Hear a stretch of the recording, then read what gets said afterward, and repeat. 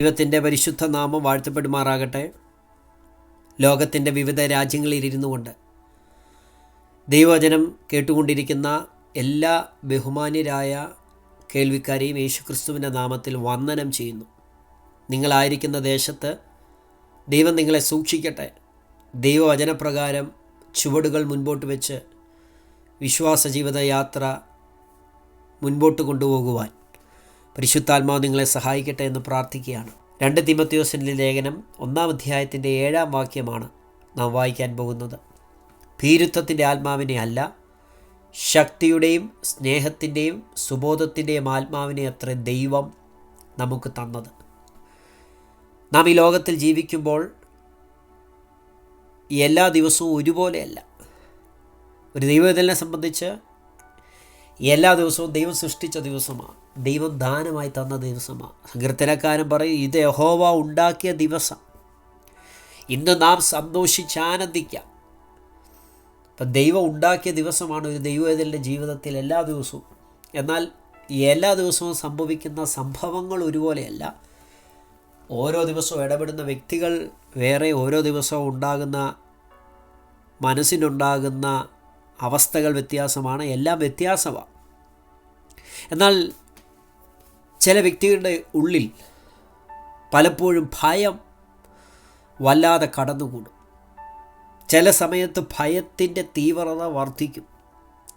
സംഭവിക്കാത്ത കാര്യത്തെ സംഭവിച്ചു എന്ന് പറഞ്ഞ്, സംഭവിക്കാൻ സാധ്യതയുണ്ട് എന്ന് പറഞ്ഞ് ഭയപ്പെടുക. എപ്പോഴും ഓർത്തോണേ, ഭയമെന്ന് പറയുന്നത് ദൈവത്തിൻ്റെ സന്നിധിയിൽ നിന്ന് നമുക്ക് ലഭിക്കുന്ന ഒന്നല്ല. ദൈവത്തിൻ്റേതല്ല ഭയം. ഭയം സാത്താൻ്റെ പ്രോഡക്റ്റാണ്. യേശു കർത്താവ് ഇവിടെ വന്നിട്ട് നിങ്ങൾ ഭയപ്പെട്ടു പോകുക എന്നല്ല പറയുന്നത്, നിങ്ങൾ പേടിച്ചിരിക്കട്ടെ എന്നല്ല പറയുന്നത്, നിങ്ങൾക്ക് സമാധാനം എന്നാണ് പറയുന്നത്. ക്ഷീണിച്ചിരിക്കുന്നവനോട് പറയുന്നു, ഞാൻ നിനക്ക് ശക്തി തരും.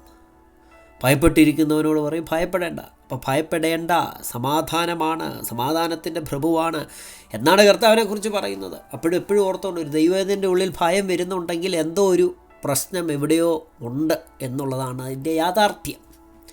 എപ്പോഴും ഓർത്തോണം, ദൈവ സാന്നിധ്യം നമ്മെ ഭയത്തിൽ നിന്ന് പുറത്തു കൊണ്ടുവരും. പരിശുദ്ധാത്മാവിൻ്റെ സാന്നിധ്യം ഭയത്തിൽ നിന്ന് നമ്മെ പുറത്തെടുക്കും.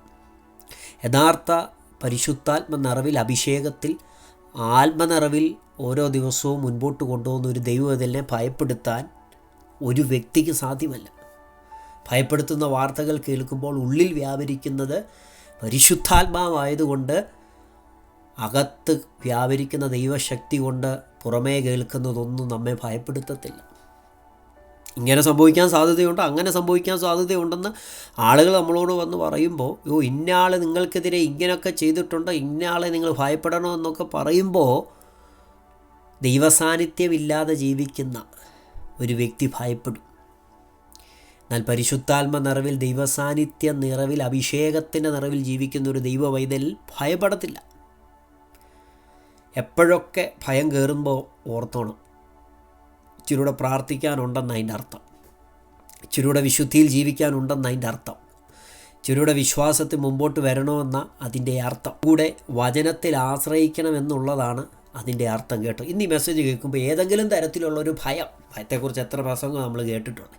ഇന്ന് ഈ പർട്ടിക്കുലർ ടൈമിൽ, ഈ പർട്ടിക്കുലർ മെസ്സേജ്, ഈ പർട്ടിക്കുലർ പോയിൻ്റ് വെച്ച് നിങ്ങൾ കേൾക്കുമ്പോൾ ഞാൻ പറയുന്നു, ഏതെങ്കിലും തരത്തിലുള്ള ഭയം ഉണ്ടെങ്കിൽ ഓർത്തോണം, ദൈവസാന്നിധ്യത്തോട് ചേർന്ന് നിൽക്കുക, ഭയം പുറത്തു പോകും. അതാ പറയുന്നത്, നമ്മുടെ മേൽ പകർന്ന ആത്മാവ് ഭയപ്പെടുത്തുന്ന ആത്മാവല്ല. ആ സ്പിരിറ്റ്, ഹോളി സ്പിരിറ്റ് ഭയപ്പെടുത്തുന്ന ആത്മാവല്ല. കേട്ടോ, ഭീരുത്വത്തിൻ്റെ ആത്മാവല്ല.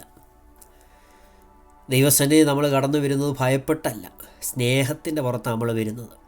റോമാലേഖനം 8:15 എന്താ പറയുന്നത്? നിങ്ങൾ പിന്നെയും ഭയപ്പെടേണ്ടത് ദാസ്യത്വത്തിൻ്റെ ആത്മാവിനെ അല്ല, നാം അബ്ബാ പിതാവേ എന്ന് വിളിക്കുന്ന പുത്രത്വത്തിന് ആത്മാവിനെ അത്രേ പ്രാപിച്ചതെന്ന്. ഭയപ്പെടേണ്ടതിന് ദാസ്യത്വത്തിൻ്റെ ആത്മാവല്ല, നമ്മൾ മക്കളാണെങ്കിൽ അവകാശികളാണ്. സമാധാനവും സന്തോഷവും സൗഖ്യവും നമ്മുടെ അവകാശമാണ്.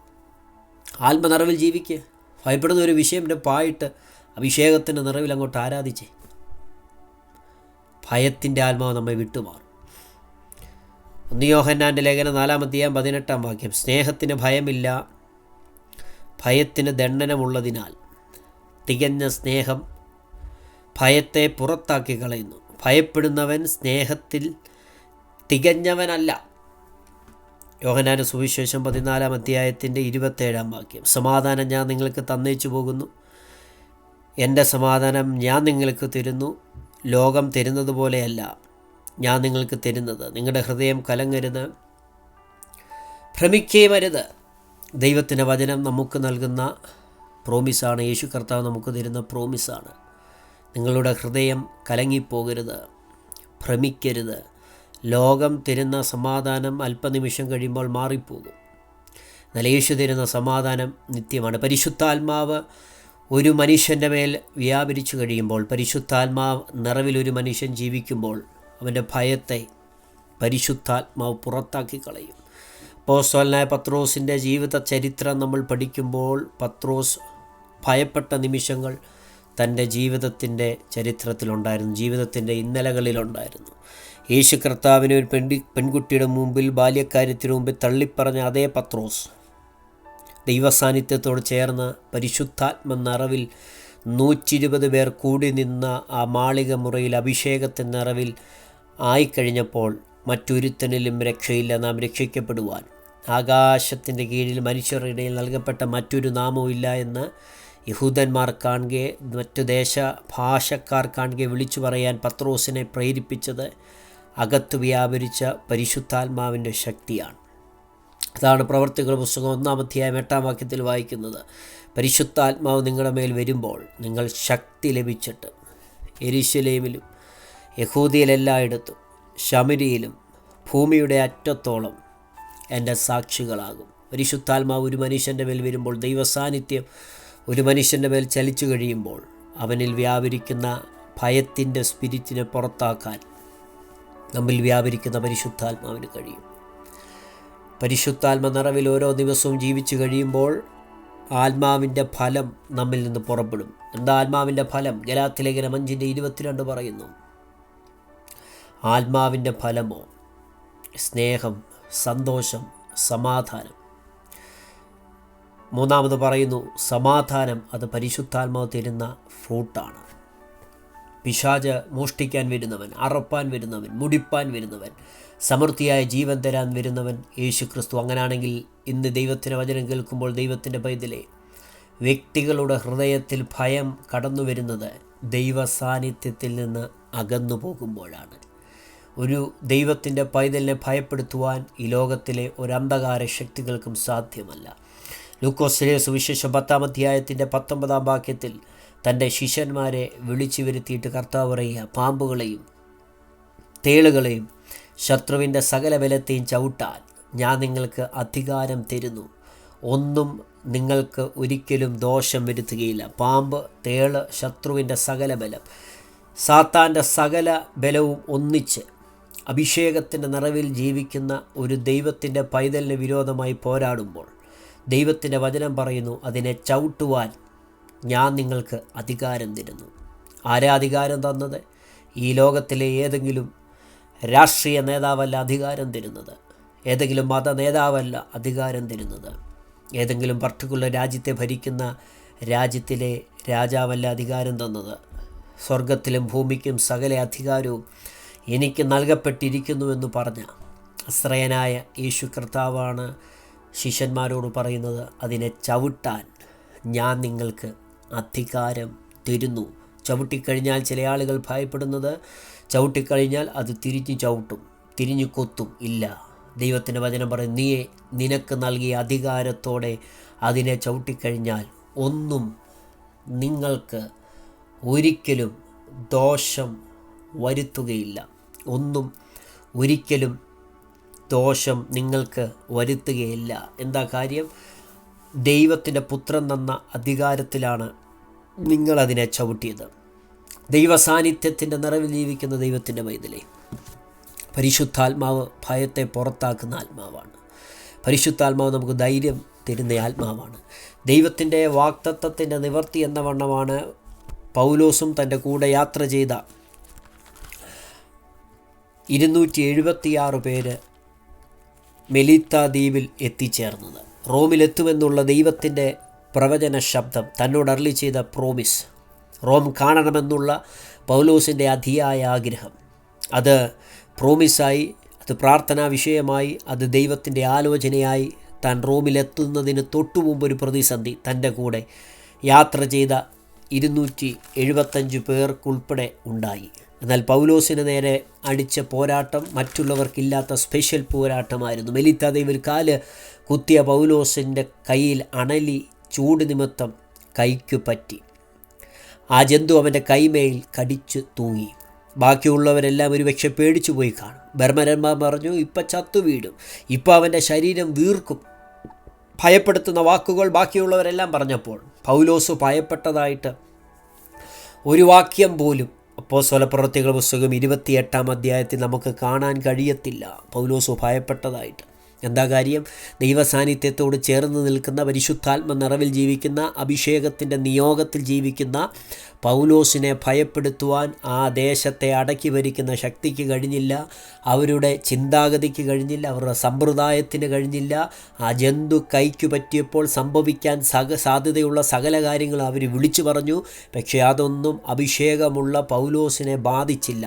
കാരണം റോമിലെത്തുമെന്നുള്ളത്, റോമിൽ കാലുകുത്തുമെന്നുള്ളത് പൗലോസിനെക്കുറിച്ചുള്ള ദൈവത്തിൻ്റെ പ്രോമിസാണെങ്കിൽ, ആത്മനിറവിൽ വിശുദ്ധിയോടെ പൗലോസ് ജീവിക്കുന്നിടത്തോളം കാലം ദൈവത്തിൻ്റെ ആലോചന പ്രകാരം സ്റ്റെപ്പെടുത്തു വെക്കുന്ന പൗലോസിൻ്റെ ജീവിതത്തിൽ ദോഷമായത് സംഭവിപ്പാൻ ദൈവം സമ്മതിച്ചില്ല. 5-ാം വാക്യം അവസാനിക്കുന്നത് ഇങ്ങനെ: അവനോ ആ ജന്തുവിനെ തീയിൽ കുടഞ്ഞു കളഞ്ഞു, ദോഷമൊന്നും പറ്റിയില്ല. അതേ പ്രിയരെ, ദോഷം സംഭവിക്കാൻ സാധ്യതയുള്ള സകല കാര്യങ്ങളും ജീവിതത്തിൽ സംഭവിച്ചു കഴിയുമ്പോൾ, ഇപ്പോൾ ദോഷം സംഭവിക്കും, ഇങ്ങനെയൊക്കെ സംഭവിച്ചാൽ ദോഷം സംഭവിക്കാൻ സാധ്യതയുണ്ടെന്ന് മറ്റുള്ളവർ നിന്നോട് പറയുമ്പോൾ നീ വിളിച്ച് പറയണം, നിങ്ങൾ ഭയപ്പെടുന്നതിനെ ഞാൻ ഭയപ്പെടത്തില്ല. കാരണം നിങ്ങളുടെ അകത്തില്ലാത്തൊരു ആൾ എൻ്റെ അകത്തുണ്ട്. അത് മഹത്വത്തിൻ്റെ പ്രത്യാശയായ ക്രിസ്തുവാണ്. നിങ്ങളുടെ കൂടെ ഉള്ളതിനേക്കാളും അധികം ഒരാൾ എൻ്റെ കൂടെയുണ്ട്. നിങ്ങളുടെ അകത്ത് വ്യാപരിക്കത്തില്ലാത്തൊരു ദൈവശക്തി എൻ്റെ അകത്ത് വ്യാപരിക്കുന്നുണ്ട്. എന്നെ കേൾക്കുന്ന ദൈവത്തിൻ്റെ പൈതലേ, ഭയത്തിൻ്റെ സ്പിരിറ്റിനെ പുറത്താക്കുന്നത് ദൈവത്തിൻ്റെ പരിശുദ്ധാത്മാവിൻ്റെ സാന്നിധ്യമാണ്.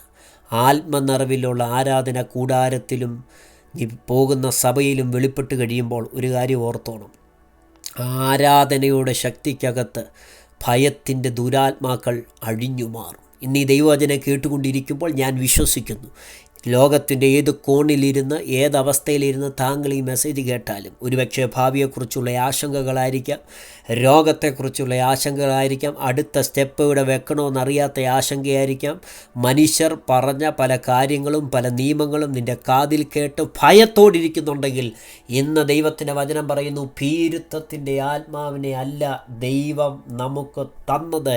പരിശുദ്ധാത്മാവിൻ്റെ സാന്നിധ്യത്തിൽ ദൈവ സാന്നിധ്യം ചലിക്കുമ്പോൾ അവിടെ ഭയം വിട്ടുമാറും, ഭയത്തിൻ്റെ ശക്തികൾ പൊട്ടിമാറും. വിശ്വസിക്കുക, ദൈവത്തിൻ്റെ കൃപ ഏറ്റെടുക്കുക. നമ്മളൊന്നിച്ച് പ്രാർത്ഥിക്കാൻ പോവുകയാണ്. ഏതെങ്കിലും കാര്യത്തെ ഓർത്ത് അസാധാരണമായ ഭയം നിങ്ങളുടെ അകത്ത് കയറുന്നുണ്ട്. ഒരുപക്ഷെ താങ്കൾക്ക് കഴിവില്ലായിരിക്കാം, മിടുക്കില്ലായിരിക്കാം, പ്രാപ്തിയില്ലായിരിക്കാം, സഹായിക്കാൻ ആരും തന്നെ കാണത്തില്ല. എങ്ങനെ ഞാൻ എൻ്റെ കാര്യങ്ങൾ മുൻപോട്ട് നീക്കും? എന്നെ ഹെൽപ്പ് ചെയ്യാൻ ആരുമില്ല. മനുഷ്യരോട് പറഞ്ഞു ഞാൻ മടുത്തു. നീ പേടിക്കണ്ട, നിൻ്റെ ഭയത്തെ ആദ്യം നീ പുറത്താക്ക്. അതിനുള്ള വഴി ഇന്നീ വചനത്തിലൂടെ ദൈവം തന്നിരിക്കുക. ദൈവസാന്നിധ്യത്തോട് ചേർന്നിരിക്കുക, പ്രാർത്ഥനയിൽ സമയം വേർതിരിക്കുക. പരിശുദ്ധാത്മാവിനെ ദുഃഖിപ്പിക്കുന്ന ഒരു പ്രവൃത്തിയും ജീവിതത്തിൽ നിന്ന് പുറത്തോട്ട് വരാതെ പൂർണ്ണമായ മാനസാന്തരത്തിൻ്റെ അനുഭവത്തിൽ ജീവിച്ചാൽ അതിനകത്തൊരു സമാധാനമുണ്ട്. ദൈവവചനം അനുസരിക്കുന്നവരുടെ ജീവിതത്തിനകത്തെ ദൈവവചനത്തിൻ്റെ അനുഗ്രഹമാണ് സമാധാനം. ദൈവത്തെ അനുസരിക്കുന്ന വ്യക്തികളുടെ ജീവിതത്തിൽ ദൈവം പകരുന്നതാണ് ദൈവിക സമാധാനം. ഭയത്തിന് അവരുടെ ജീവിതത്തിൽ ഇടവില്ല. ദൈവത്തെ സ്നേഹിക്കുന്ന ഒരു ദൈവവൈതലിൻ്റെ ജീവിതത്തിനകത്തെ ഭയത്തിന് ഒരിടവില്ല. വ്യക്തികളെക്കുറിച്ചുള്ള ഭയം നിങ്ങളെ അലട്ടുന്നുണ്ടോ? ദൈവസാന്നിധ്യത്തോട് ചേർന്നിരിക്കുക. മറന്നു പോകരുത്, എത്ര വലിയ ഭയവും ദൈവത്തിൻ്റെ സാന്നിധ്യത്തിനകത്ത് വരുമ്പോൾ അത് ഒഴുകി മാറും. തീങ്കൽ മെഴുക് ഉരുകി മാറുന്നത് പോലെ, സൂര്യൻ്റെ ചൂട് നിമിത്തം മഞ്ഞുരുകി മാറുന്നത് പോലെ ഭയത്തിൻ്റെ ശക്തികൾ ഈ വചനത്തിൻ്റെ ശക്തിയാൽ ഉരുകി മാറട്ടെ. പരിശുദ്ധ പിതാവേ, ലോകരാജ്യങ്ങളിൽ ഇരുന്നു കൊണ്ട് ശക്തമേറിയ ഈ ദൈവവചന ശുശ്രൂഷ ശ്രവിച്ച എല്ലാ പ്രിയപ്പെട്ടവരെ ഓർത്ത് പ്രാർത്ഥിക്കുന്നു. അവരുടെ വിലപ്പെട്ട സമയം ദൈവവചനം കേൾക്കുവാൻ അവർ മാറ്റിവെച്ചത് നഷ്ടമല്ലെന്ന് തിരിച്ചറിയുന്നു. ദൈവവചനത്തിൻ്റെ ശക്തിയാൽ നിൻ്റെ ജനം എഴുന്നേറ്റ് പ്രകാശിപ്പാൻ സഹായിക്കണമേ. കഴിവില്ലെന്നും മിടുക്കില്ലെന്നും പ്രാപ്തിയില്ലെന്നും എന്നെ സഹായിപ്പാൻ ആരുമില്ലെന്നും പറഞ്ഞ് നിരാശപ്പെട്ടിരിക്കുന്ന ആരെങ്കിലും ഈ ശബ്ദം കേൾക്കുന്നുണ്ടെങ്കിൽ സകല ഭയവും മാറ്റുന്ന പരിശുദ്ധാത്മാവേ, ഭീരുത്വത്തിൻ്റെ ആത്മാവിനെ അല്ലല്ലോ, ശക്തിയുടെയും സുബോധത്തെയും സ്നേഹത്തിൻ്റെ ആത്മാവിനെയാണ് ദൈവം ഞങ്ങൾക്ക് തന്നത്. ആ അഭിഷേകത്തിൻ്റെ നിറവ് അങ്ങയുടെ ജനത്തിൻ്റെ മേൽ വ്യാപരിക്കട്ടെ. സമസ്ത വിഷയങ്ങൾ അവിടുത്തെ കരങ്ങളിൽ ഏൽപ്പിക്കുന്ന വരവിനായി ഞങ്ങളെ ഒരുക്കണം. യേശുവിൻ നാമത്തിൽ ആമേൻ.